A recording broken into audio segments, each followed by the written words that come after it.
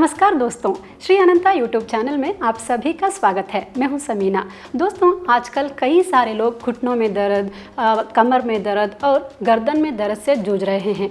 तो जैसे दर्द ज़्यादा हो जाता है तो डॉक्टर के पास चले जाते हैं। तो डॉक्टर क्या कहते हैं, एमआरआई करवा दीजिए। एमआरआई करने के बाद उन्हें पता चलता है कि स्पाइनल कॉर्ड कंप्रेशन हुआ है। तो ये स्पाइनल कॉर्ड कंप्रेशन मतलब क्या है, इसे और सेंट्रल नर्वस सिस्टम में क्या कोई संबंध है, इस बारे में आज हम स्वामी जी से बातचीत करेंगे। स्वामी जी, कार्यक्रम में आपका स्वागत है। नमस्कार बेटी। स्वामी जी, सबसे पहले हमारे दर्शकों को आप ये बताइए कि स्पाइनल कॉर्ड कंप्रेशन मतलब क्या है। अच्छा, जरूर बेटी, जरूर। नमस्कार प्रेमियों। पिछले एपिसोड में सेंट्रल नर्वस सिस्टम भाग 2 में मैंने आपको बताया था कि सेंट्रल नर्वस सिस्टम एक हमारे स्पाइनल कॉर्ड से भी जुड़ा हुआ है और उसके संबंधित ट्रॉमा केसेस कैसे होते हैं। तो अभी आप जो पूछ रहे हो, ये कंप्रेशन, ये 2 प्रकार के होते हैं। एक होता है ट्रॉमा केसेस की वजह से, जहाँ पे जब कोई भी एक्सीडेंट हो जाती है, रोड एक्सीडेंट हो या फॉल हो, तो ऐसे वक्त में नीचे गिरने के बाद हमारे जो मेम्ब्रेन्स होती हैं, जो हमारे स्पाइन को बचाती हैं, वो टिश्यूज़ फट जाएं या उसके अंदर जो हमारी नाड़ियाँ हैं वो फ्रैक्चर हो जाएं या कुछ नाड़ियाँ दूसरे डिस्क में जाके चुभ जाएं।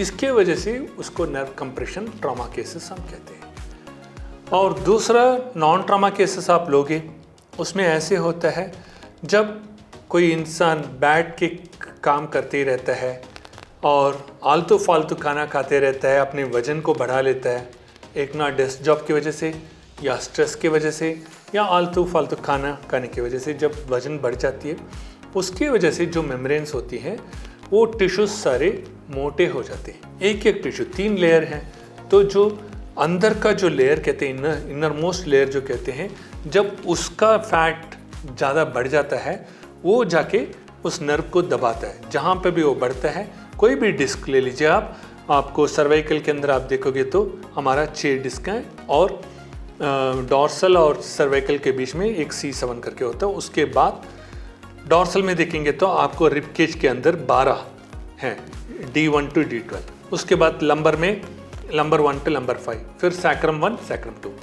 तो इस तरह जब वो डिफ्यूज उसमें हो जाता है, बल्ज हो जाता है, तब जाके वो नस के ऊपर बैठ जाती है। जो भी आपका टिश्यूज हैं वो क्या होती हैं, जब चौड़ी हो जाती है तो वहाँ पे जितने भी नसें हैं उसके ऊपर बैठ जाती है। जब बैठती है तो नीचे वाले डिस्क में वो नर्व जाके चुभ जाता है। जब वो नाड़ी चुभती है उसको नर्व कंप्रेशन कहा गया। तो इस नर्व कंप्रेशन की वजह से बहुत सारी समस्याएं पैदा होती हैं जो ये जूझते हैं और इसी को स्पाइनल कॉर्ड नर्व कंप्रेशन करके बोला गया है। तो इससे हमें क्या कुछ समस्याएं आती हैं, क्या कुछ हेल्थ प्रॉब्लम्स होती हैं? देखिए, पहली बात तो मैं दर्शकों को बताना चाहूँगा कि स्पाइनल कॉर्ड जो कंप्रेशन है उसका बेसिक कारण क्या है, वो पहले आपने पता लगाना है। अभी जैसे मैंने आपको बताया था, एक वेट गेन करने की वजह से होती है, स्ट्रेस की वजह से वेट गेन हो रहा है या आलतू फालतू खाने की वजह से वेट गेन हो रहा है। ये 2 चीज़ें हैं। तो जब ये 2 चीज़ें आती हैं तो इससे उनको क्या कॉन्स्टिपेशन इश्यूज हैं, पहले वो देखिए। इरिटेबल बाउल सिंड्रोम है, तो ये दोनों होगा तो डेफिनेटली वो नर्व कंप्रेशंस में आएगा। क्योंकि जब यहाँ पे वजन बढ़ जाती है, पेट आगे निकल आता है, ओबेसिटी की वजह से भी वहाँ पे हाइपर एसिडिटी होके या इरिटेबल बाउल सिंड्रोम होके बाउल मूवमेंट नहीं होता है, तब जाके वो नर्व कंप्रेशंस की तरह लगता है, मगर नर्व कंप्रेशन नहीं है, वो हाइपर एसिडिटी है जो आपके स्पाइनल कैनाल के अंदर दौड़ते रहते हैं। यानी कि आपको ऑक्सीजनेटेड ब्लड वहाँ पे सर्कुलेशन नहीं हो रहा है, जिसकी वजह से वो ऑक्सीजनेटेड ब्लड को रोक के वहाँ पे गैस जब उत्पन्न हो जाती है, वायु तक ज़्यादा उत्पन्न हो जाती है, तब जाके आपको स्पाइन का कंप्रेशन की तरह लगता है, जबकि वो कंप्रेशन नहीं है। लेकिन जैसे हम एलोपैथी वगैरह जाते हैं तो वहाँ पर तो हमें एक ही बोल देते हैं कि ये तो आपका स्पाइनल कॉर्ड कंप्रेशन हुआ है, तो इसके लिए हम ट्रीटमेंट भी लेते हैं। ट्रीटमेंट लेने के बावजूद भी कम नहीं होता। हाँ। तो इसकी वजह क्या है? इसकी वजह मैं आपको यही बताता हूँ। पहले आप सभी दर्शकों को मैं कहता हूँ, इसका पहला कारण ढूंढो। आपको ऐसे कोई सिम्टम्स आते हैं जबकि आपको पेट में अल्सर है, जिसकी वजह से कमर दर्द आ सकती है, या आपको भूख नहीं लगता, तो भूख नहीं लगता तो गैस ज़्यादा भरा होगा, जिसकी वजह से आपको कमर दर्द आ सकती है। जो भी thoracic रीजन्स में कुछ भी प्रॉब्लम हो वो डॉर्सल रीजन्स में जाती है, या डॉर्सल रीजन्स में कोई भी प्रॉब्लम हो वो thoracic रीजन में आती है। यही हमारे बॉडी का शेप है, और ये पूरे शरीर के लिए जो एक सपोर्ट है या एक पिलर हम कहते हैं वो तो स्पाइनल कैनाल है, स्पाइनल कॉर्ड है। तो इसमें अभी कारण जो मैं बताने जा रहा हूँ आपको, पहले आप रूल आउट करो ये क्या हमारे पेट की वजह से हो रहा है, पेट में कुछ हाइपर एसिडिटी है, गैस्ट्रोइंटेस्टिनल डिसऑर्डर है जिसकी वजह से ये हमें दर्द आ रहा है, वो रूल आउट हो गया, वो नहीं है। तो दूसरा कारण क्या हो सकता है? तो बहुत सारे लोग आप देखोगे वो खड़े होकर काम करते हैं जी। है ना। अभी ओबेसिटी भी नहीं है, उसको भी हम रूल आउट करते हैं। हाइपर एसिडिटी नहीं है तो ओबेसिटी भी नहीं होगा कुछ लोगों को। जब हाइपर एसिडिटी होता है उसके साथ साथ ओबेसिटी, पेट बढ़ जाता है, वेट गेन हो जाता है।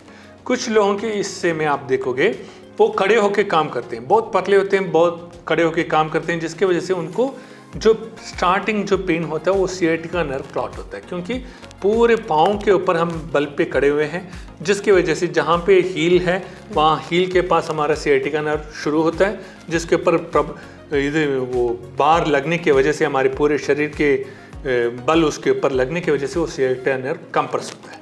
जब वो कंप्रेस होता है ब्लड क्लॉट हो जाती है। ब्लड क्लॉट होती है तो सियाटिका नर्व जहाँ से निकलता है पाँव से लेके आपके वेस्ट तक, वहाँ पे बहुत सारे आर्टरीज हैं जो मेनली हम डॉर्सल डिस्टल आर्टरी कहते हैं, टिबियल आर्टरी कहते हैं, फिर फेमोरल आर्टरी जो बहुत बड़ी आर्टरी होती है, उसके बाद पॉप्लिटियल आर्टरी और इलियाट्रिक आर्टरी, ये सब जाके हमारे शरीर के पीछे भाग और आगे भाग हार्ट तक हो जाता है। तब एक नाड़ी जब आपकी खून को रुकावट कर देती है, उससे क्या होता है, ऑक्सीजनेटेड ब्लड की मात्रा कम हो जाती है, जिसकी वजह से उनको कमर दर्द होने का चांसेस है। वो कहाँ से स्टार्ट होगा? पाँव में दर्द, फिर घुटनों में दर्द, फिर आपके कमर में दर्द, फिर वो पूरा आपके पीछे के हिस्से में दर्द होती है। तो ये हमने जानना है। वो भी रूल आउट हो गया, अभी सियाटिका नर्व नहीं है। फिर उसके बाद एमआरआई क्या कहता है, ये नर्व कंप्रेशंस कहाँ से हुआ? अब नर्व कंप्रेशंस आपका एक ट्रॉमा केसेस की वजह से हुआ है, जो एक्सीडेंट होने के बाद आपके मेम्ब्रेन्स पूरे फट गए, या आपके बोन्स फ्रैक्चर हो गए, या कुछ ये क्या कहते हैं हम, हेयरलाइन फ्रैक्चर कहते हैं, वो मैल्यूनियन हो गया, जिसकी वजह से, क्योंकि हाथों में होगा तो पट्टी बांध सकते हैं, कमर में होगा तो कहाँ से पट्टी बांधेंगे डॉक्टर? तो वो अपने आप जुड़ना चाहिए। जब जुड़ता है तो नस एक ही तरह से नहीं जुड़ता, वो थोड़ा हटके जुड़ता है। जब वो जुड़ता है अपने आप, उसको मैल्यूनियन कहते हैं। इस तरह से जब आती है, खून की दौड़ भी रुकावट होती है, जिसकी वजह से नर्व कंप्रेशन हो सकता है। जब वो टेढ़ा हो जाता है जुड़ते वक्त, वो जाके एक डिस्क को छुपाएगा, जिसकी वजह से भी उनको नर्व कंप्रेशन कहा जाता है। तो वो एमआरआई और सीटी स्कैन में पता चलता है। जबकि हमारे जो पद्धति हम जो चला रहे हैं, मर्म चिकित्सा और आयुर्वेदा, वो हाथों से ही हम पता लगा लेते हैं वो डिफ्यूज है, बल्ज है, या नर्व कंप्रेशन है, या डीकम्प्रेस्ड है, डिसलोकेटेड है, ये सब हम पता लगा लेते हैं। उसका डेमो मैंने बहुत सारे एपिसोड्स में भी मैंने दिया हुआ, टेस्टिमोनीज में, वो भी सब आप लोग व्यूअर्स देख सकते हो। तो ये कारण होती है, इसको पता लगाना है। जब एक डॉक्टर कह दिया आपका नर्व कंप्रेशन है डायग्नोसिस रिपोर्ट देख के, उसके बाद वो आपको फिजियोथेरेपी के लिए एडवाइस करेंगे, या मोस्टली आपका सीवियरिटी उस रिपोर्ट के अंदर पाया जाता है तो फिर आपको ऑपरेशन के लिए कहते हैं। तो मैं इतना ही दरख्वास्त करूँगा, डॉक्टरों से नहीं बल्कि जो पैथोलॉजिस्ट होते हैं या और आपके डायग्नोस्टिक इंचार्ज जो भी हैं, तो उनसे मैं इतना ही रिक्वेस्ट करूँगा कि आपके जो टेक्नीशियंस हैं उनको अच्छी तरीके से समझने के लिए कहिए, उनको पहले पढ़ाइए। वो टेक्नीशियन बन के तो आते हैं, मगर मोस्टली हमारे जितने भी आए हैं इस हॉस्पिटल में, उन लोगों ने कॉपी पेस्टेड डायग्नोस्टिक रिपोर्ट ही लाए हैं, जो मुझे बहुत दिल दुखता है, जिसकी वजह से बहुत सारे पैथोलॉजिस्ट के साथ भी मेरा बातचीत हो गया, तो मैं उनको भी मैं बोल देता हूँ, फिर उसके बाद उनको भी शर्म आती है। तो एक डॉक्टर दूसरे डॉक्टर को ऐसे कहना अच्छा नहीं लगता। तो इसकी वजह से हमारे जो टेक्नीशियंस हमारे नीचे जो काम करते हैं, उनको समझाना हमारा फ़र्ज बनता है। कॉपी पेस्ट ना करें, कोई बैक एक कह दिया तो L4 L5 में आपका डिसलोकेशन है या डिफ्यूज है, बल्ज है, ऐसे मत बोलिए। कभी बार L4 L5 में दर्द होता है, कमर में दर्द होती है, मगर उसका कारण होता है ऊपर, यानी कि आपके लंग्स की ओर, लिवर की ओर, रीनल की ओर, वहाँ पे आपका बल्ज हुआ होगा, डिफ्यूज हुआ होगा, मगर रिपोर्ट, फाइंडिंग और इम्प्रेशंस बिल्कुल अलग होती है, जिसकी वजह से ट्रीटमेंट के बाद भी ऐसे पेशेंट्स को टिक नहीं हो पाती। तो ऐसे पेशेंट्स हमारे पास बहुत आए हैं जिनको हमने टिक किया। जहाँ पे हम टिक नहीं कर सकते, आपको मैं कुल्लम कुल्ला बता देता हूँ। जहाँ पे आपका फ्रैक्चर हो गया है, मैल यूनियन हो गया और आप मोटर सेंसस आपने लूज कर चुके, ब्रेन के साथ वो कनेक्ट नहीं होता, वो हमसे टिक नहीं होगा। दूसरी बात, जो व्हीलचेयर में है परमानेंट के लिए, जो चल नहीं सकते, उनको चलाओ तो वो हम चला नहीं सकते, कोई भी विद्या उनको चला नहीं सकती अदर देन रोबोटिक लेग्स जो आजकल आ रहे हैं विद आर्टिफिशियल इंटेलिजेंस, उससे चल पाएंगे वो। तो ऐसे लोगों के लिए मैं कुछ कर नहीं सकता। बाकी बहुत सारे कारण हैं, जो वो कारण मैं आपको बताऊंगा, और आपके मन में कुछ डाउट है तो पूछे, मैं उसके हिसाब से बताता हूँ। जी, अभी हम जो लेडीज़ के बारे में बात करेंगे, तो कुछ डिलीवरी के वक्त उनको कुछ इंजेक्शन दिया जाता है सी सेक्शन के लिए, तो ये कौन सा दर्द है? क्या स्पाइनल कॉर्ड कंप्रेशन है? कौन सा दर्द कहेंगे आप? देखिए, ये स्पाइनल कॉर्ड दर्द नहीं कह सकते, जबकि जब डिलीवरी होता है तो आप एक एनाटॉमी के हिसाब से जाएंगे तो ये स्पाइनल कॉर्ड का इम्पैक्ट है कह सकते हैं, स्पाइनल कॉर्ड के ऊपर इम्पैक्ट है कह सकते हैं। डिलीवरी जो प्रोसेस होती है तो उसमें आप देखोगे तो ईसी डिलीवरी के लिए मोस्टली उस ज़माने में जब आप हमारे दादी नानी वगैरह होते थे, या हमारी माँ भी आप ले लीजिए, वो लोग तो बहुत सारे लेबर काम करते थे, फिजिकल लेबर काम करते थे, जिसकी वजह से उनको ईसी डिलीवरी हो जाता था, नॉर्मल डिलीवरी। वेरएज़ आजकल आप देखोगे सबको सिसेरियन हो रहा है।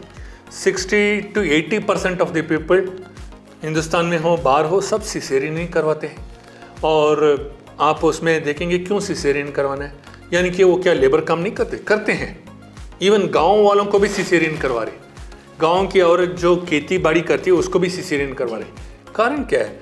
तो वो कारण डॉक्टर्स लोग अच्छे जानते हैं, मैं उसके बारे में कमेंट नहीं करना चाहता। फिर भी ऐसे वक्त में कभी कभार सिर मुड़ गया होगा, तो उसके लिए वो सिर को प्रॉपरली वो डिलीवर होने के लिए जो प्रोसेस होता है उसके लिए वो इंजेक्शन दे देते हैं ईसी डिलीवरी के लिए। तो उससे क्या होता है? केमिकल्स तो केमिकल्स ही होता है। अभी देखिए, हम सैरिडान खाते हैं, सिर दर्द होता है, वो सैरिडान का इम्पैक्ट कहाँ पे होता है? पेट में होता है, गैस्ट्रोइंटेस्टिनल डिसऑर्डर्स। अभी आप इकोस्पिरिन का आप गूगल कर लीजिए, उसका डिसएडवांटेज देखिए। सभी कोई भी केमिकल हो उसका डिसएडवांटेज देखिए। पहले एडवांटेज से ज़्यादा डिसएडवांटेज हमें देखना पड़ेगा। जब ग्राउंड रियलिटी के ऊपर हम जाएंगे, ये सारे जितने भी आयुर्वेदा मेडिसिन हो या कन्वेंशनल मेडिसिन हो, सब इम्पैक्ट तो हमारे शरीर के ऊपर केमिकल इम्बैलेंसेस करवाते हैं।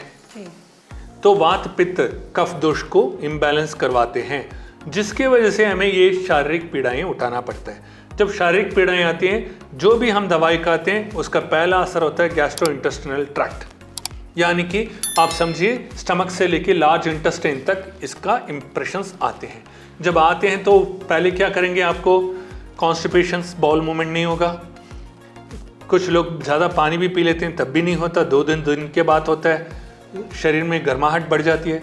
और दूसरी बात, वही कन्वर्ट होकर इरिटेबल बाउल सिंड्रोम होता है, फाइनली वो जाके अल्सर बन जाता है या और कोई सिम्टम्स की तरह बन जाता है, जिसकी वजह से जो भी पेट में असर होता है वो पूरा कमर में दर्द होती है, उसका इम्पैक्ट कमर में जाती है। क्योंकि आप एक पिलर लगा देते हो तो पिलर क्या करता है? दोनों साइड के वॉल्स को सपोर्ट करता है।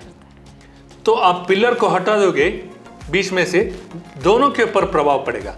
इसी तरह से स्पाइन के ऊपर प्रभाव पड़ने के कारण या पेट के ऊपर प्रभाव आने से स्पाइन में पीछे कमर में आएगा, पीछे कुछ प्रॉब्लम आ रहा है तो आगे पेट में असर पड़ेगा। तो ये एक पिलर है, इस पिलर को हमने मजबूत रखना है। तो इसका कारण हम समझ गए तो हमें आसानी से इसको हम निपटा सकते हैं, ठीक है ना। तो ये कारण हम समझने के बाद वो इंजेक्शंस जो दिया गया है उसके लिए हमारे जो दादियाँ सब हमारे जो वो पथ्य आहार देते हैं, यानी कि आप समझो च्यवनप्राश दे दिया ताकि जो भी गैस बन जाता है डिलीवरी के बाद वो गैस पेट के अंदर ना रहे, इंटेस्टाइन में ना रहे या उनके ओवरीज में यूट्रस में ना हो, तो उसको निकालने के लिए वो च्यवनप्राश देते थे।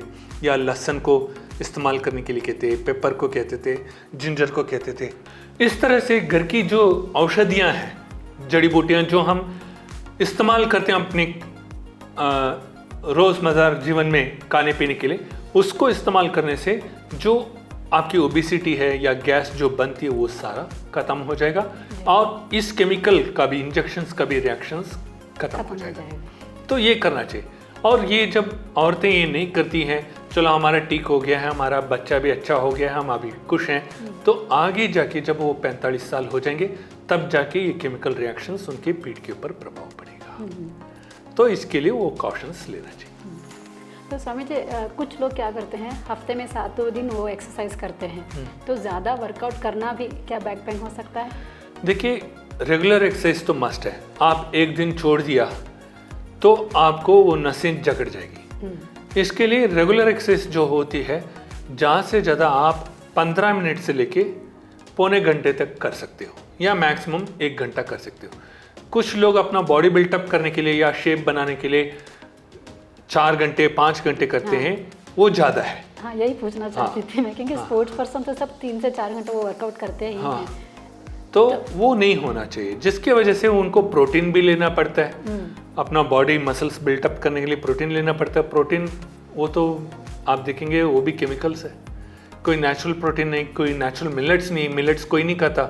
वाइट पाउडर एक प्रोटीन आती है, उसको ले लेते हैं, पानी के साथ मिक्स करके पी लेते हैं, उससे केमिकल कंपोजिशंस ज़्यादा हो जाता है उनके बॉडी के अंदर और इम्बैलेंसेस ज़्यादा होने लगता है। हमारे मिनरल्स जो हैं वो पूरा दूसरी तरह रिएक्ट करने लग जाते हैं बॉडी के अंदर, चाहे वो पोटाशियम बढ़ सकता है, क्लोरीन बढ़ सकता है या क्रिएटिनिन बढ़ सकता है।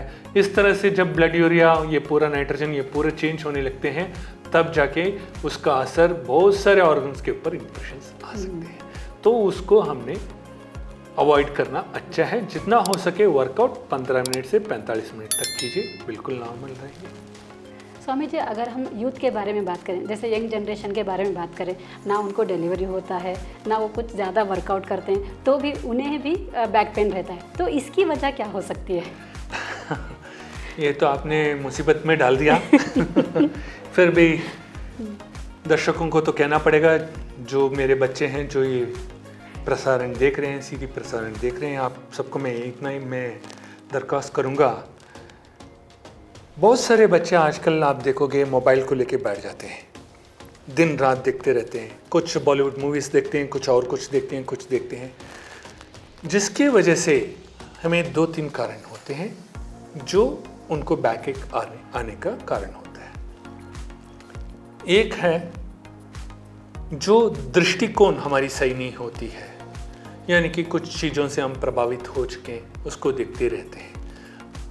अनवांटेड मूवीज़ आप समझ लीजिए, इस प्रकार का मन में विचार भी आ गया, उसको देखने के बाद उसकी कल्पना करने लग गए, तो क्या होता है, हमारे सिद्ध वैद्य परंपरा में ये कहा गया है, जो शरीर के लिए जो ताकतवर जो रक्त होते हैं वो 2 प्रकार के होते हैं। एक तो रेड ब्लड कॉर्पस्कल्स जो आपको जीवन दान देता है, और आपके शरीर को अच्छा रखने के लिए वाइट ब्लड कॉर्पस्कल्स कहते हैं या लिकोसाइट्स उसको कहते हैं। तो ये वाइट ब्लड कॉर्पस्कल्स जो है, जो आपके स्पाइन को अच्छा रखता है या डिलीवरी के वक्त आपको उतनी ताकत देती है कि आप उस डिलीवरी पेन को आप बर्दाश्त कर पाओ, तो लेबर पेन को। तो उसके लिए वो क्या होता है, जब आप ऐसे विचारों को देखते हैं या कल्पना करते रहते हैं, युवकों के लिए बताता हूँ, तब उनका वाइट ब्लड डिस्चार्ज हो जाता है थ्रू यूरिन, जो उनको समझ में भी नहीं होता कैसे हो जाता है, मगर वो तो आनंद में ही रहते हैं, वो आनंद कोश में रहते हैं, मगर यहाँ पे उनका शरीर नाश होते जा रहे हैं। तो ऐसे केसेस हमारे पास बहुत आए हैं, बहुत सारे युवक आए हैं, जिसकी वजह से आजकल आप देख भी सकते हैं, छोटी छोटी लड़कियों के लिए प्यूबर्टी नहीं हुआ, पीसीओडी प्रॉब्लम स्टार्ट हो गया, पीसीओएस में कन्वर्ट हो गया, बहुत सफ़र कर रहे हैं। तो ऐसे बच्चों को ऐसे चीज़ों को देखने की वजह से होता है। लड़कों में भी खासकर मोस्टली मैं देखता हूँ, वो जब चलते हैं उनसे सही तरह चला नहीं जाता, उनके पाँव में उतनी ताकत नहीं होती, जो चलते वक्त ही हम पता लगा लेते हैं उनका क्या प्रॉब्लम है, किसकी वजह से ये हुआ है। तो ये जो कल्पना जो ये बॉलीवुड के लिए ये लोग सोचते हैं, करते हैं, या और कुछ मैगजीन्स देख के ऐसे अपना जीवन को बर्बाद करते हैं, उन सब बच्चों के लिए मैं ये इतना ही दरख्वास्त करूँगा, अपनी आदतों को सुधारिए। और दूसरी बात, जो स्मोकिंग की हैबिट है, आप स्मोक करने से बड़े आदमी नहीं बन जाओगे। जो आपका पूरा डीप वेन थ्रोम्बोसिस आपके पाँव में लाएगा और एक वक्त आएगा कि आपके पाँव को भी काटना पड़े। ऐसे पेशेंट्स भी हमारे पास मरीज बहुत यहाँ पे आए, इलाज करवा के गए और उनको टिक भी बहुत मुश्किल से है और बहुत लोगों को हम कर भी नहीं पाए। कारण क्या है, उनका फाइनल स्टेज था डीप वेन थ्रोम्बोसिस का। तो ऐसे भी केसेस आते हैं। और तीसरा, पी लेते हैं। दारू पीने से तुम बड़ा आदमी नहीं बन जाओगे या मर्द नहीं बन जाओगे, तो ये फैशन भी नहीं है। तुम इसको फैशन की तौर से लोगे बेटे, आप लोगों को बहुत ये लंग्स के ऊपर प्रभाव पड़ेगा, लिवर के ऊपर प्रभाव पड़ेगा, रीनल के ऊपर प्रभाव पड़ेगा, जिसकी वजह से भी स्पाइन आपका बर्बाद होने का चांसेस है।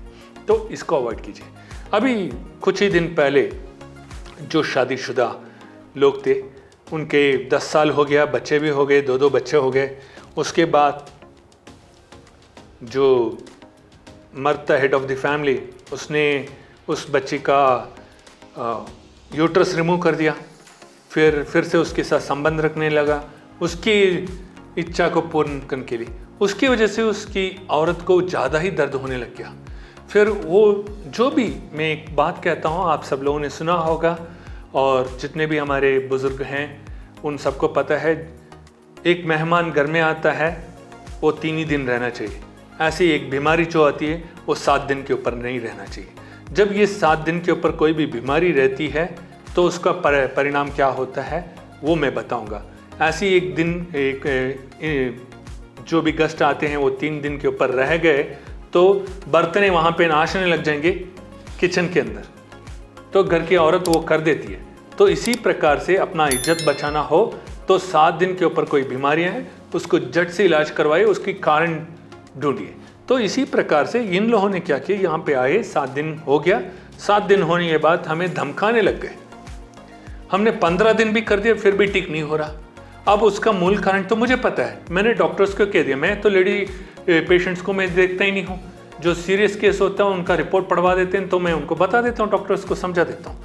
तो इस वजह से उस लेडी पेशेंट्स को जो हमारे डॉक्टर्स देख रहे थे वो समझाने के लिए कोशिश कर रहे थे। वो लेडी तो समझ गई, उसका घरवाला नहीं समझा। उसका जो भाई था उस औरत का, उस भाई ने यहाँ पे आके दुम मचाने लग गया। मैं पुलिस को बुलाता हूँ, मीडिया को बुलाता हूँ। मैंने बोला तुम क्यों तकलीफ लेता है, मैं ही बुला देता हूँ। बुलाने के बाद जब मैंने सत्य बताया, उसके पति ने उसके साथ नाजायज फायदा उठाया तो बीवी को लेके भाग गया, आज तक वापस नहीं आया। क्योंकि एक वैद्य के पास आप छुपा नहीं सकते, एक माता पिता के पास छुपा नहीं सकते और एक वकील के पास सच्चाइयों को छुपाना नहीं चाहिए। ये 3 लोगों को छोड़ के आप और किसी से भी कुछ भी छुपा लीजिए, आपके इलाज के लिए हम हमेशा गुप्त रखेंगे। मगर एक चीज़ है, भगवान आपको देख रहा है, उसको हमेशा याद रखें। अपने रोग को निरोग करवा के अपने आप को सुधारिए। तो ये जो चीज़ें मैंने जो बताए हैं अभी आपको, तो ये युवकों के लिए है। ये युवक सुधर जाएं तो बहुत ही अच्छी बात है। नाजायज़ फ़ायदा ना उठाएं और कुछ भी मार्केट में मिलता है उन सबको पहन के लोग जो मज़े लेते हैं, इसके ऊपर रोक लगानी चाहिए सरकार ने, तब जाके ही ये रोग निरोग होगा, वरना ये रोग फैलते ही जाएगा। इसका कोई परिणाम हम दे भी नहीं सकते। हम कितने लोगों का हम भी कर सकते हैं। और आप यहाँ पे आके देखिए, हमारे जितने भी थेरेपिस्ट हैं उनका जान निकल जाती है जब वो काम करते हैं। अभी मेरा उम्र तो नहीं है कि मैं अपना जान लगा के सबके लिए करूं, तो मेरे थेरेपिस्ट हैं, मेरे डॉक्टर्स हैं, वो जब इन युवकों के साथ डील करते हैं, उनका स्पाइन को ठीक करने के लिए उनका आधा जान निकल जाता है, उनका आधा जीवन निकल जाता है। तो मैं यही दरख्वास्त करूंगा आप सबसे, अच्छे तंदुरुस्त रहिए, अच्छे दिमाग रखिए, अच्छे विचारों को लीजिए मन में और अच्छे खान पान कीजिए। इससे आप इन सबको जो नहीं चाहिए उन सबको हटाएंगे। ज़रूर मैं कहता हूँ हमारे युवक बहुत ही अच्छे रहेंगे। तो हमारे युवक ही हैं जो इस संसार को चलाने वाले, ये समझ जाएं तो उनके लिए बहुत ही अच्छी बात है। स्वामी जी, आखिरी सवाल, अगर कोई पेशेंट जिसे स्पाइनल कॉर्ड कंप्रेशन है, वो व्यक्ति यहाँ पर आए श्री परिपूर्णा सनातन आयुर्वेदा अस्पताल में, क्या उसे ट्रीटमेंट है यहाँ पर? ज़रूर है। बहुत सारे पेशेंट्स आए हैं जो हमसे ट्रीटमेंट भी लिए हैं, बहुत ही अच्छे होके गए हैं। और जिस प्रकार मैंने पहले भी बोला है, जो ट्रॉमा केसेस है, जो कम्प्लीटली बेड रिडन हैं या व्हीलचेयर में हैं, जिनका लोअर लिम्स बिल्कुल काम नहीं कर रहा, तो उनको ठीक करना बहुत मुश्किल है। तो उनको प्रोलॉन्गिविटी एक तरह से कर सकते हैं, जिसकी वजह से जब उनका रीनल आर्टरीज बैठ जाती है या यूरिनरी ब्लैडर बैठ जाते हैं, जिसकी वजह से वाटर रिटेंशन ज़्यादा होता है ये स्पाइन की वजह से, उनका तो हम पेल्विक रीजन ओपन करवा के उनकी ब्लैडर ओपन करवा देंगे मैनिपुलेशन स्टिमुलेशन टेक्निक से, जिससे उनका जितना भी हाइपर एसिडिटी बना हुआ वो पूरा बाहर निकल जाएगा। और जो व्हीलचेयर में हैं या बिस्तर में हैं उनको तो हम टिक नहीं कर सकते। उसका कारण क्या है, जो नस कट गया हो या जिसमें ऑपरेशन हो कि जहाँ पे आपका रॉड लगा हो, तो उसको हम टच ही नहीं कर सकते, क्योंकि जिसके वजह से उनका कंप्लीटली सेंसेशन ख़त्म हो गया। इसका मतलब ये नहीं कह रहा हूँ कि सर्जरी के होने की वजह से हुआ है, ये हुआ है इनका ट्रॉमा केसेस की वजह से, एक्सीडेंट की वजह से पहले से ही जो नर्व कटा हुआ हो उनका। और जो नॉन ट्रॉमा केस है, सिर्फ वो डिफ्यूज हो गया, आपका मेनिंजेस जो बल्ज हो गया था जिसकी वजह से नर्व कंप्रेशन हुआ है, वो ऐसे व्यक्ति लोगों के लिए जब वो वॉलंटरली एक ऑपरेशन के लिए चले जाते हैं, उनको भी टिक करना बहुत मुश्किल होगा इन केस वो बिस्तर में लेटे हैं, यानी कि उनका नस कहीं पे कट गया। ऑपरेशन के वक्त में जो स्पाइन का या ब्रेन का हम कुछ करते हैं, ज़रूर कुछ ना कुछ नस कट जाते हैं, जिसका डॉक्टर की जिम्मेदारी नहीं है या डॉक्टर के ऊपर हम ब्लेम नहीं कर सकते, ये नॉर्मल प्रोसीजर होता है। तो जिसकी वजह से 90% ऑफ द केसेस आप देखोगे तो डॉक्टर डिस्क्लेमर इसीलिए लेते हैं कि जब एक नस को काटने के लिए जाते हैं, उसके पास छोटा नस भी होते हैं जो बाल के तिनके की तरह होती है, वो भी कट जाएं, उसको हम टेंडन कहते हैं, वो भी कट जाए ना, तब ब्लड सर्कुलेशन वहाँ पे रुक जाती है। तो बाकी जितने भी उसके साथ साथ जो आर्टरीज हैं, वेन्स हैं, वहाँ पे ब्लड सर्कुलेशन नहीं होगा, ऑक्सीजनेटेड ब्लड नहीं मिलता होगा, तो वो इंसान चल नहीं पाएगा। थोड़े दिनों के बाद उसको बिस्तर में ही रहना पड़ेगा। ऐसे केसेस को हम टिक नहीं कर सकते और कहीं पे भी वो टिक नहीं हो सकता। उसका इलाज केवल इतना ही है, आजकल जितने भी मॉडर्न इक्विपमेंट्स आए हैं, रोबोटिक लेग्स आए हैं आर्टिफिशियल इंटेलिजेंस के साथ, उसको लगाए चलिए, बहुत ही अच्छे हैं, आपको चलना है तो। बाकी जो है नॉन ट्रॉमा केसेस हैं जिन्होंने ऑपरेशन नहीं करवाया या ऑपरेशन किया हो मगर वो चलते हों, थोड़ा सा उनको नमनेस है या पेन आ जाती है सर्दियों में या बारिश के वक्त में थोड़ा ठंडक महसूस होते वक्त, उन सब का तो इलाज हम 5 से 7 दिन के अंदर या 10 दिन के अंदर मैक्सिमम उनका हम इलाज करवा देते हैं। उसमें ना कोई हम दवाई देते हैं, ना ही हम उनको सर्जरी करवाते हैं, बिल्कुल हाथों से हम उनको टिक करवाते हैं। ज़रूरत पड़े जहाँ पे डिफ्यूज ज़्यादा हो, बल्ज ज़्यादा हो, वहाँ पे एक लीच थेरेपी हमारी होती है जो जलों का कहते हैं, उससे उनका बल्ज पूरा हटा देते हैं। तो इस तरह से हमारे हॉस्पिटल में ज़रूर ट्रीटमेंट होता है और सक्सेसफुल है। शुक्रिया स्वामी जी। धन्यवाद बेटी। तो दोस्तों, सुना आपने स्वामी जी की बातें, तो यहाँ पर आके आप भी अपना इलाज करवा सकते हैं। यहाँ पर जो अच्छे से अच्छे डॉक्टर्स हैं, आपकी कोई भी बीमारी हो तो यहाँ पर आके आप डॉक्टर से बातचीत कीजिए और अच्छी से अच्छी सेहत पाइए। कहते हुए हमारा कार्यक्रम हम संपन्न करते हैं। आप बने रहिए Shri Paripurna Sanatana Ayurveda hospital YouTube channel पर। धन्यवाद।